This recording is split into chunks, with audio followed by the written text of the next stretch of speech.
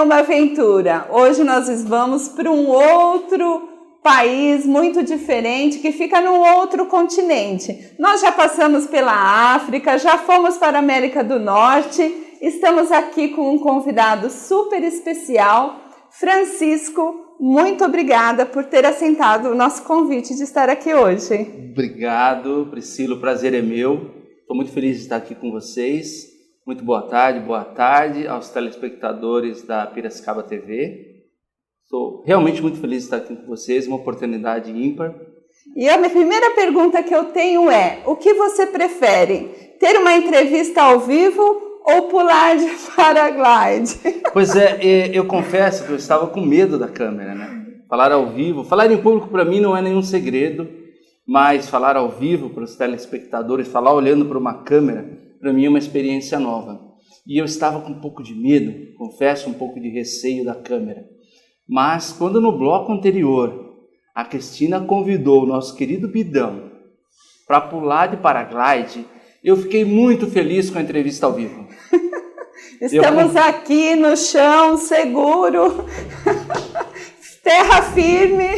Confesso que voar de avião me agrada. Paraglide eu não acho que seria muito bem minha praia. Um motorzinho ajuda, né? Um motor de um avião é bem mais tranquilo, né? E nós vamos passear pela Europa hoje. Mas primeiro, nós queremos conhecer um pouquinho melhor esse condutor dessa nossa viagem. Quem é o Francisco? Pois uma pessoa muito simples, nascida em São Paulo, mas para ser mais preciso, na zona leste de São Paulo, da periferia. Trabalho em empresas multinacionais desde 1994 e durante todo esse tempo, lá se vão 20 e tantos anos, sempre viajando muito no país, né? Conheço muito bem o nosso país, mas também fora do país. Vim para Piracicaba com a família também em função do mercado de trabalho no ano de 2005. Então, já estão quase completando 11 anos. No começo de 2005, eu vim para Piracicaba. Então, já estão completando 11 anos que eu já me sinto piracicabano. Ainda não assumi o sotaque, a minha família assumiu, mas também tem uma justificativa, não por eu negar o sotaque, mas por eu viajar muito, né? Sim. Mas o coração já é piracicabano, o coração já é piracicabano, já tem uma camiseta do 15 em casa. A Cris também não é daqui, mas já virou piracicabana, né? A Piracicaba tem esse poder de atração, né? A gente se sente já bem parte da cidade. Eu também nasci em São Paulo, né? Mas desde que vim para cá, apesar também de não pegar o sotaque, porque meus pais não são daqui, mas Piracicaba é uma cidade muito gostosa. E hoje eu sei que o senhor é o gerente-geral da Marel Stork, né? Sim. Mas como foi essa trajetória até chegar aqui? Bom, como eu disse, sempre trabalhei em empresas multinacionais, sempre não, mas há mais de 20 anos trabalhando em empresas multinacionais e sempre com muita proximidade aos clientes. Sempre em alguma área, seja em vendas, seja em serviço, que eu tivesse muito contato com os clientes. E quando mudei aqui para Piracicaba para trabalhar, na época era uma empresa holandesa, puramente holandesa, eu fui convidado para gerenciar a área de serviços dessa empresa. Isso aconteceu de uma maneira muito repentina na minha vida. Eu trabalhava numa empresa americana e fui convidado para vir para Piracicaba. Adoro São Paulo, não me leve a mal, nasci em São Paulo, acho aquela loucura. Adoro aquela movimentação, aquela agitação. Adoro a 25 de março, né? Viaduto do Chá lotado, né? Mas gostaria de ter uma experiência vivendo fora da capital. Nasci e me criei na capital, então vim com a família. Foi muito bom para nós. Hoje nos consideramos piracicabanos.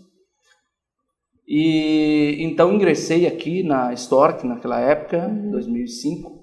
Como gerente de serviços, e ao longo do tempo a empresa foi crescendo aqui na cidade, foi crescendo no mundo, e no ano de 2010 houve uma junção com uma empresa islandesa. E hoje é um grupo que tem unidades na Dinamarca, no Reino Unido, na Islândia, Estados Unidos, entre outras localidades. E no final de 2013 eu passei a ser gerente geral das operações no Brasil. Então nós temos uma unidade aqui em Piracicaba, um pequeno escritório também em Curitiba, e a empresa tem escritórios em mais de 30 países. Isso é uma maravilha, né? E a gente vê que realmente em Piracicaba, muita gente não sabe, né? Quantas empresas multinacionais nós temos aqui na cidade, né? E eu queria fazer uma pergunta. Qual seria o seu conselho para esses jovens que estão aí batalhando? O que um jovem pode fazer para se destacar no mercado de trabalho? Eu costumo dizer o seguinte: eu tenho muita sorte. E quanto mais eu trabalho, mais sorte eu tenho. Então, trabalhe com dedicação, trabalhe com sinceridade e trabalhe com amor. Faça o que você gosta.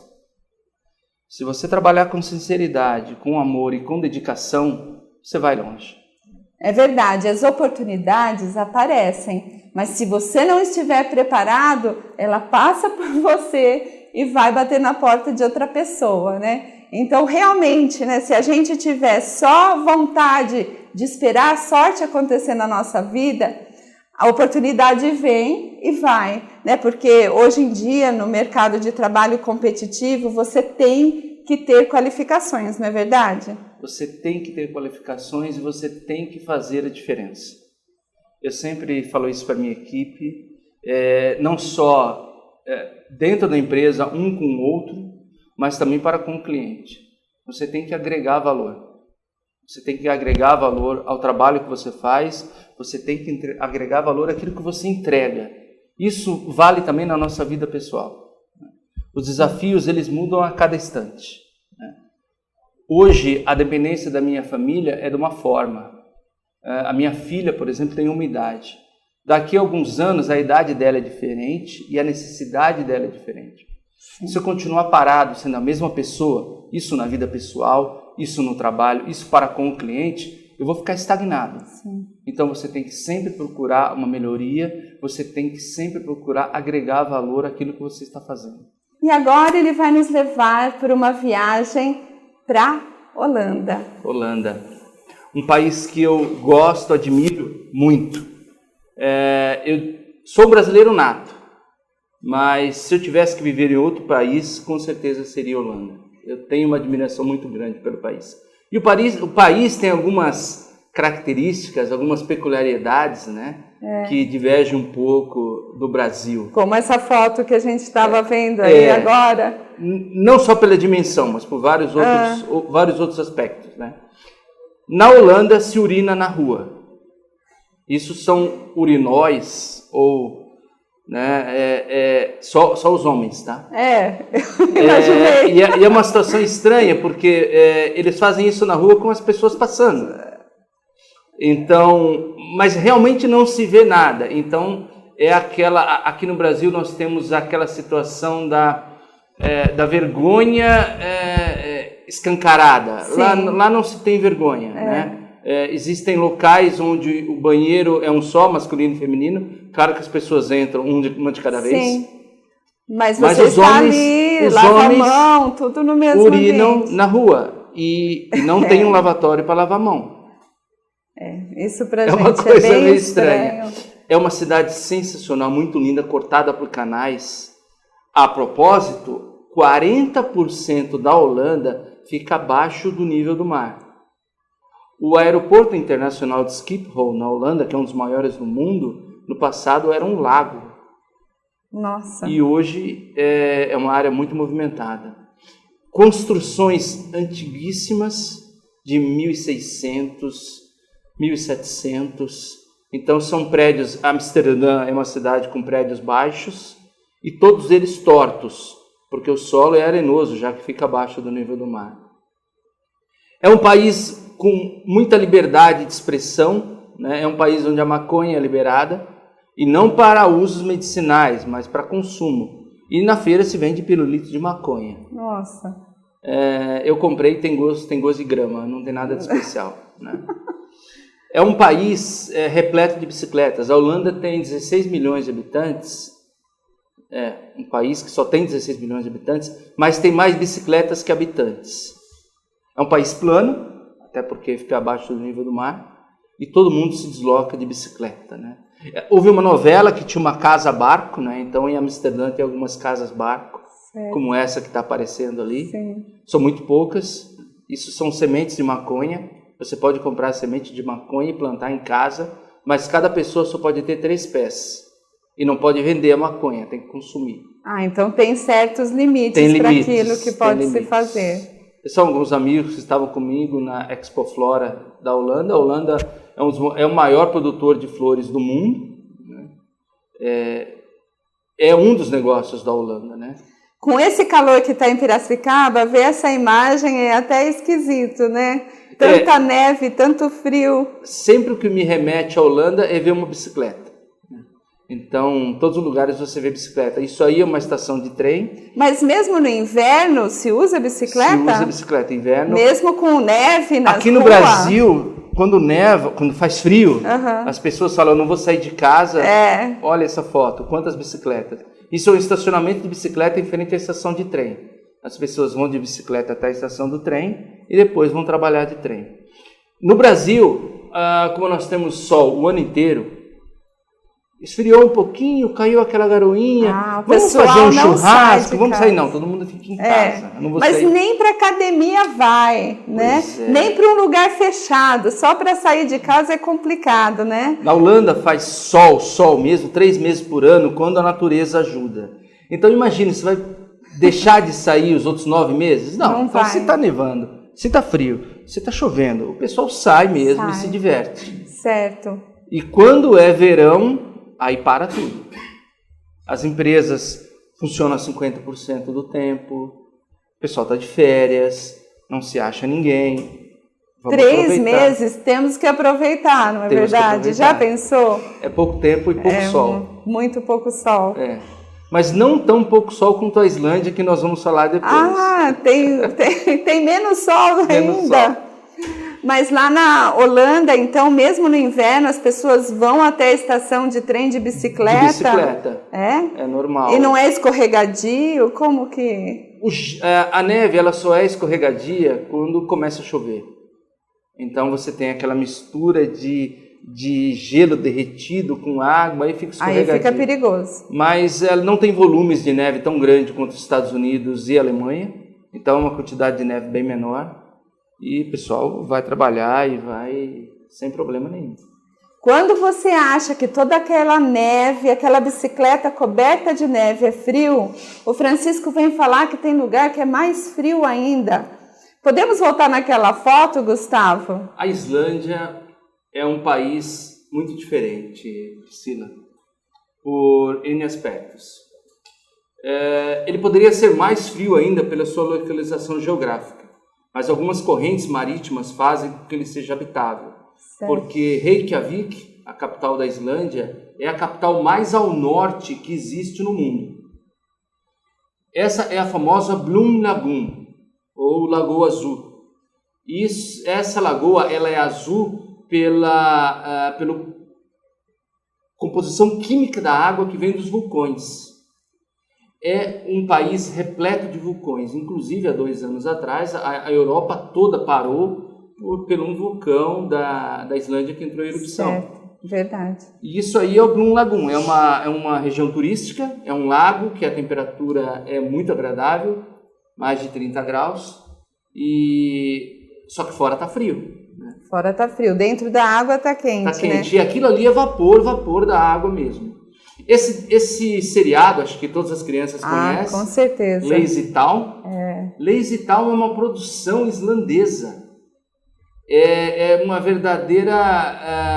verdadeiro orgulho para os islandeses esse programa, ainda mais porque ele incentiva os jovens a uma boa alimentação e a fazer exercícios. Né? A Islândia tem uma paisagem única. Parece que você está num solo lunar. Você só vê pedras rochas espalhadas, dá vontade de você pegar um trator, peraí, deixa eu arrumar essa bagunça aqui. E árvores? Não, não tem árvores. As únicas árvores que existem no país foram plantadas. Isso é muito Essas diferente. árvores estão do lado de uma casa, elas foram plantadas. Isso é muito diferente do Brasil, É né? muito diferente. É um país que possui geleiras e tem muitos rios, muitas cachoeiras. Essa cachoeira vem das geleiras. Então ela é muito fria. Eu estava ali de blusa, não era porque eu gostava dessa blusa, estava realmente muito frio. E essas geleiras chegam a congelar no inverno? Sim, com certeza. Não, elas têm gelo permanente, as geleiras. Só que no verão elas acabam descongelando um pouco, mas tem sempre E essas gelo. cachoeiras se formam no verão. No verão.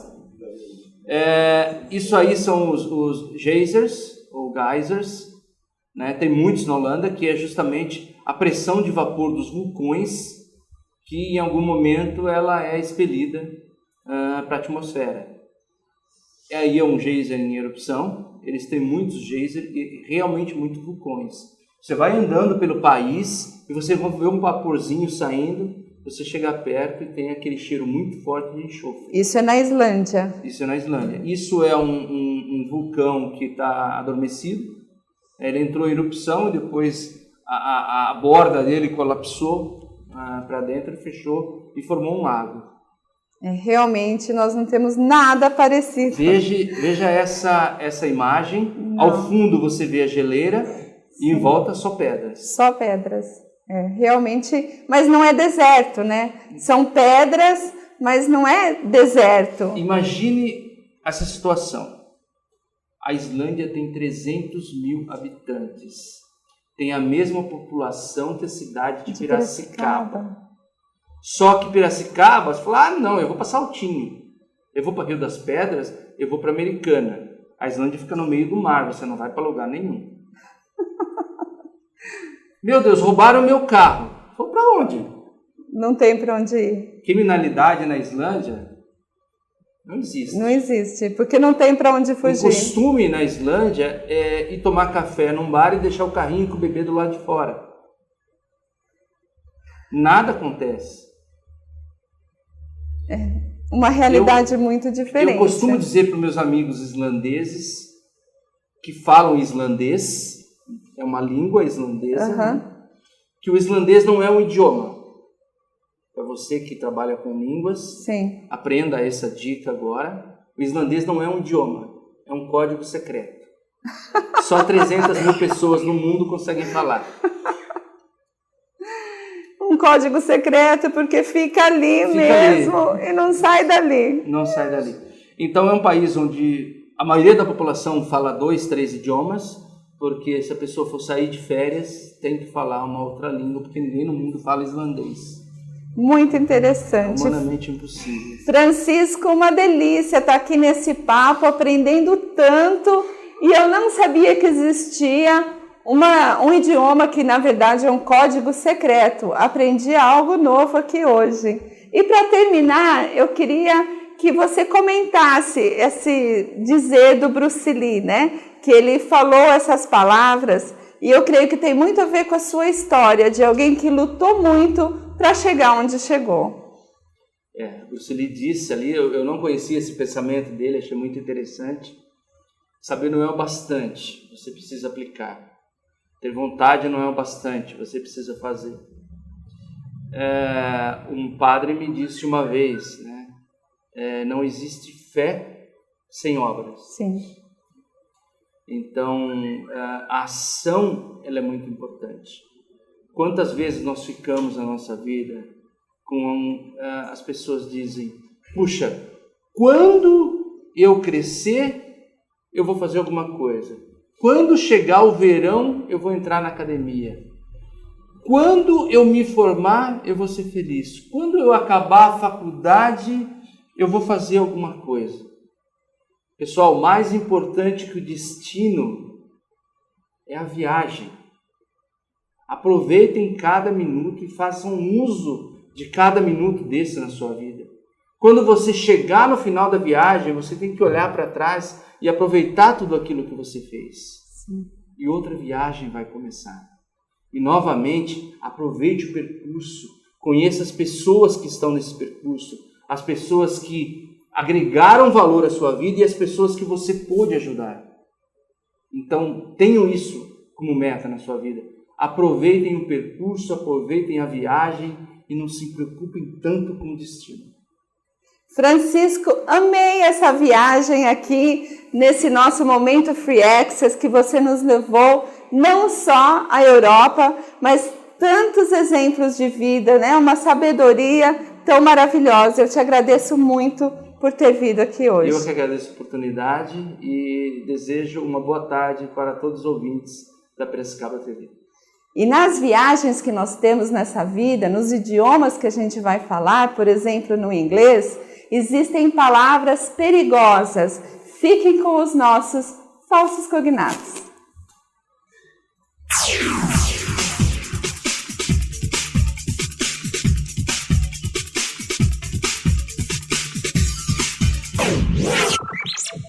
Olá, estamos aqui para mais um momento Free Access e hoje nós vamos falar sobre palavras perigosíssimas, como por exemplo, pretend, que parece significar pretender, mas na verdade significa fingir, enquanto que intend significa pretender. Então, se você falar para o seu chefe, I pretend to work on this project this weekend, o que você está falando para ele é que você finge trabalhar nesse projeto esta semana. Se você não quiser perder seu emprego, é melhor você falar I intend to work on this project this weekend. Eu pretendo trabalhar nesse projeto esta semana. E existem muitos outros falsos cognatos que a gente chama ou falsos amigos. Por exemplo, particular. Particular não significa particular. Então você não pode ter um particular teacher, a não ser que você queira dizer que seu professor é diferente. Particular significa diferente, enquanto que particular você fala private. Private teacher, se você tem um professor particular. Então está aí um dos exemplos dos famosos falsos cognatos ou falsos amigos. Esta foi mais uma dica do Momento Free Access e até a próxima!